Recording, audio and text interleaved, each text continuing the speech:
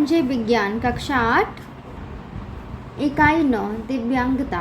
दिव्यांगता के कारण, दिव्यांगता के लक्षण एवं प्रकार, चोट लगने पर प्राथमिक उपचार, दिव्यांगता के प्रति राष्ट्रीय एवं अंतर्राष्ट्रीय स्तर पर प्रयास एवं सामाजिक दायित्व।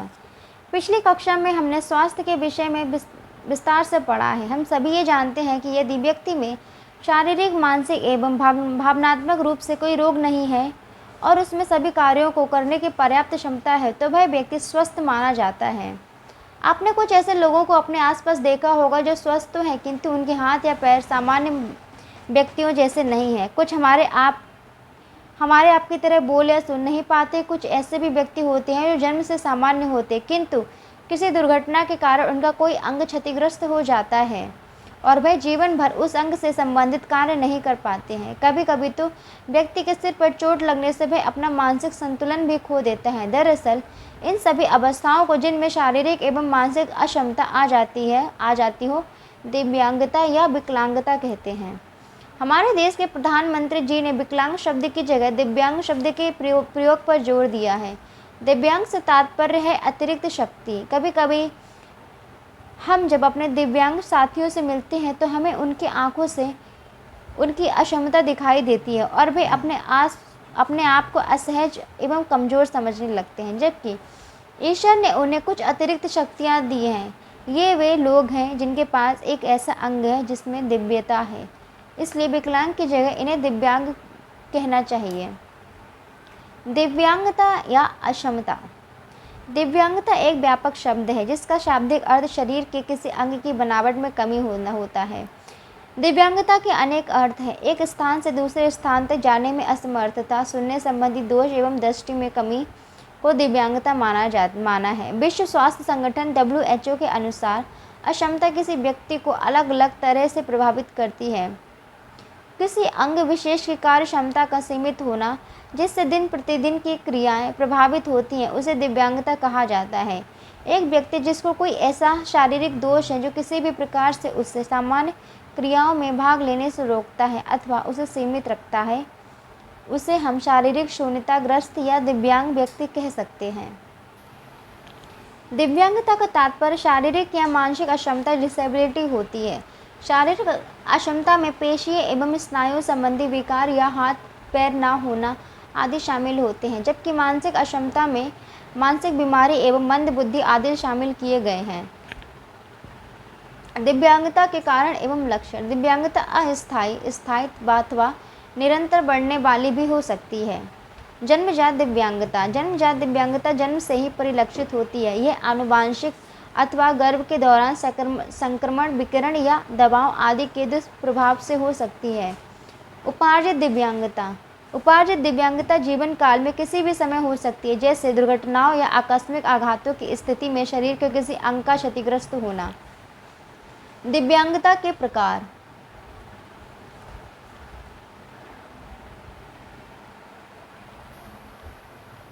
जन्मजात या उपार्जित कारण से शरीर का कोई भी अंग प्रभावित हो सकता है।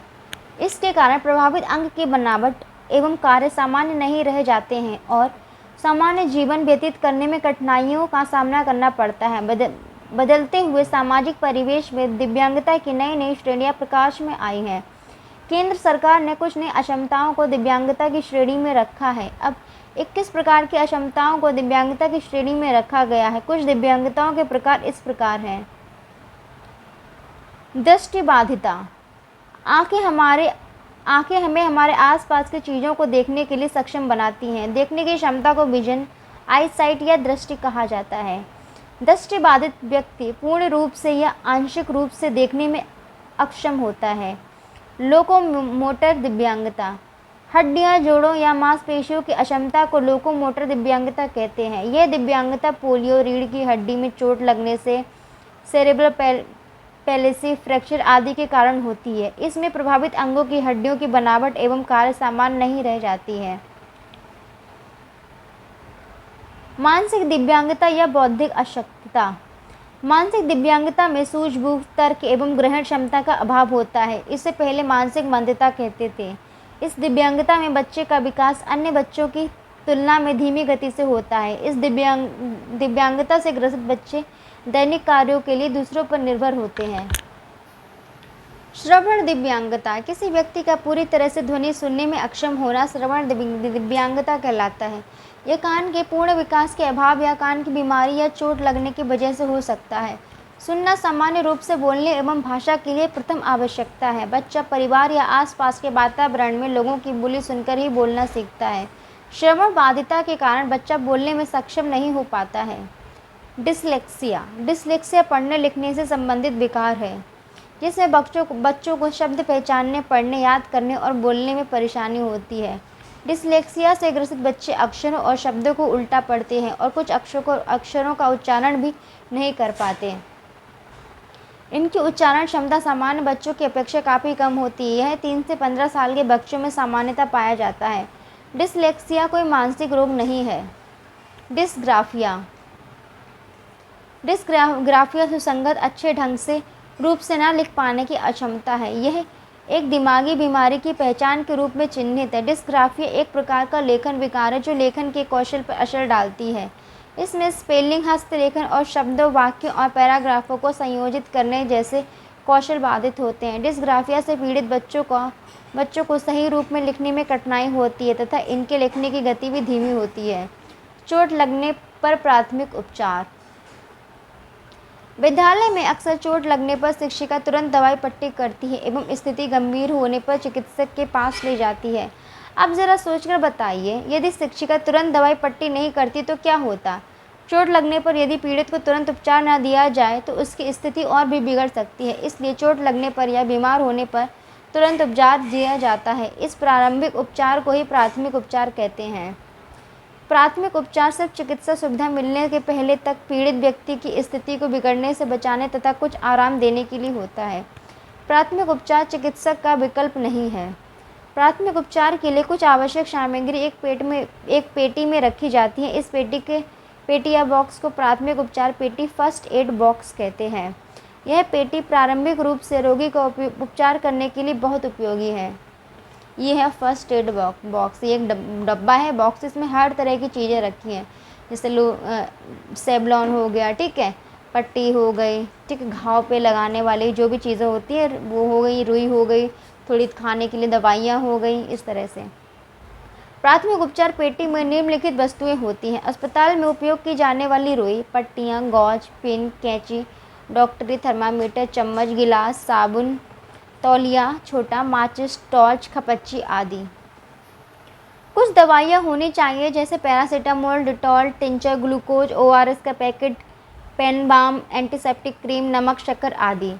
पैरासीटामोल टैबलेट बुखार उतारने, ग्लूकोज तथा ORS का पैकेट उल्टी, चक्कर रोकने का काम करता है। एंटीसेप्टिक क्रीम तथा डिटॉल घाव को संक्रमण से बचाने के लिए उपयोग करते हैं। कुछ बातों का हमें ध्यान रखना आवश्यक है, जैसे डॉक्टर की सलाह के बिना कोई भी दवा नहीं खानी चाहिए। प्राथमिक उपचार पेटी में मलहम और तेज गंध वाली दवाओं व खाने की दवाओं को अलग अलग रखना चाहिए।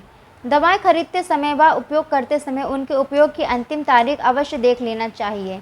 ऐसी दवा जिनके उपयोग की तारीख निकल चुकी है उन्हें प्राथमिक उपचार पेटी से निकालकर उनके स्थान पर नई दवाएं रख देना चाहिए। यात्रा पर जाते समय प्राथमिक उपचार पेटी अवश्य साथ ले जाना चाहिए। कुछ और भी जानें। बाजार से खरीदी गई दवाइयों पर निर्माण दिनांक MFGD तथा उनके उपयोग की अंतिम दिनांक एक्सपायरी डेट लिखी होती है। MFGD मतलब मैन्युफैक्चरिंग डेट, ठीक है, यह है एक्सपायरी डेट। दवाएं खरीदते और उपयोग करते समय यह दिनांक जरूर पढ़ना चाहिए क्योंकि एक्सपायरी डेट की दवाइयां लेना बहुत नुकसानदेह होता है। इस वीडियो में इतना ही, यहीं तक पढ़ते हैं। नेक्स्ट अगली वीडियो में पढ़ेंगे।